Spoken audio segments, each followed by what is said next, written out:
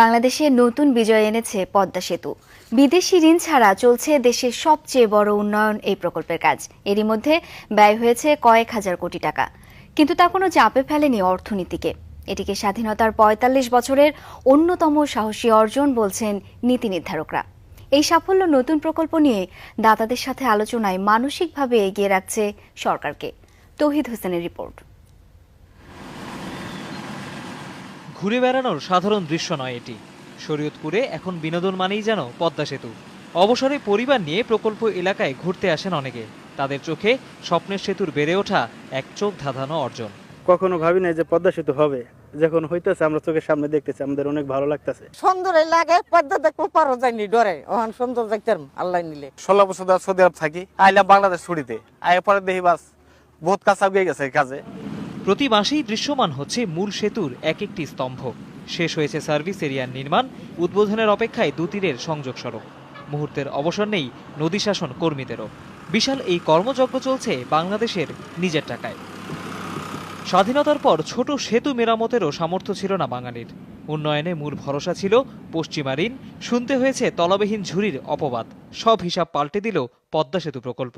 প্রথমে দুর্নীতির অভিযোগ তুলে পরে আবার ভুল বুঝতে পেরে বিবৃতি দেয় বিশ্বব্যাংক।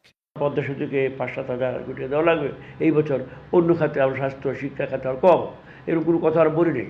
কি বাস্কেট কেস, এ পারবে না, নৈমিত্তিক আসতে হবে এদের পাশে, এই ধরনের চিন্তাটাকে আমরা অপসারিত করতে পেরেছি।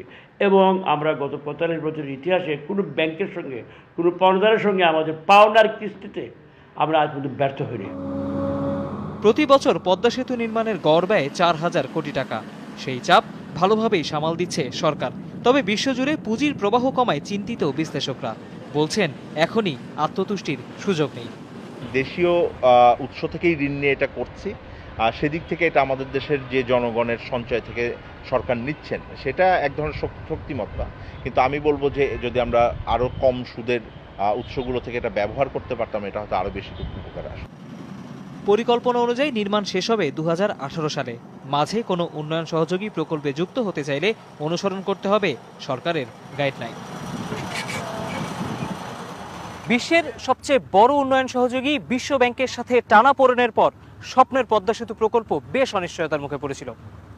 কিন্তু বাংলাদেশ থেমে থাকেনি, বরং নিজস্ব অর্থে পদ্মা সেতু নির্মাণের যোগ্যতা বিশ্ব দরবারে খুব ভালোভাবেই প্রমাণ করা গেছে, যেটি স্বাধীনতার ৪ দশক পর বাংলাদেশের বড় অর্জন হিসেবে ইতিহাসের পাতায় থেকে যাবে। তৌহিদ হোসেন, যমুনা নিউজ, জাজিরা, শরীয়তপুর।